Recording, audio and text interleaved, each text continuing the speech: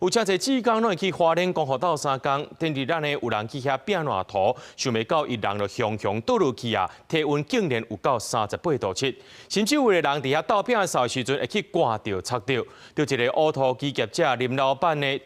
救灾时阵呢，伊脚受伤，不过伊拢忍呢，说因为空喙感染引起败血症，中秋当天不幸来过往。总统赖清德等人行去到灵堂，甲伊悼念，感念伊热心帮助别人。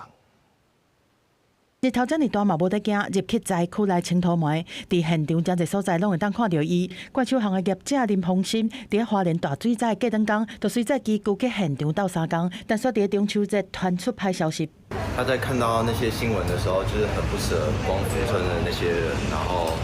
就是直接放下自己手边的工作去帮忙，很舍不得他这样愿意去做公益啊，结果最后回来却是这样子。对桃园来的林先生来遮做志工斗三工，因为救灾脚受伤，但伊同款继续留倒来。伫救援的第8天病情恶化，伊家己去看医生，经过转院了后，伊一到病院就昏迷，落尾空喙感染引发败血症，当中器官衰竭过身。脚踢到铁，发炎，他又忍耐在一直做，做到最后自己受不了了。才停下来。包括总统赖清德、桃园市长张善政，真侪政治人物初7拢到灵堂去悼念，中央地方拢送慰问金过去。赖清德嘛代表国家感谢林先生大爱的精神。只是讲志工斗救灾，却出现第一件死亡案例。目前灾区的现场嘛，犹原不时传出有人受伤的状况。蜂窝组织炎啊，因为打扫家里啊，那个弄到脏的东西了。接获到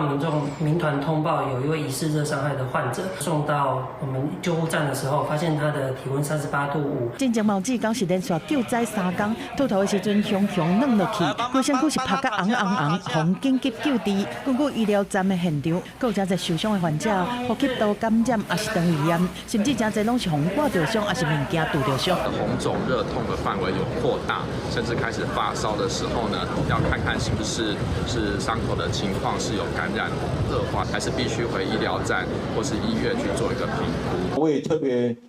请这个卫福部还有县府的卫生局共同的去巡回我们所有的这个医疗的地方。来整合我们的医疗的志工，为了让灾区现场医疗量能会当更较有效来整合，卫福部建议11进前到的医疗志工会当先去中央协调所来报到，统一指派到服务地点。接落来12开始要去的医疗志工需要先伫线顶完成登记，官方则搁照需求来派遣。记者综合报道。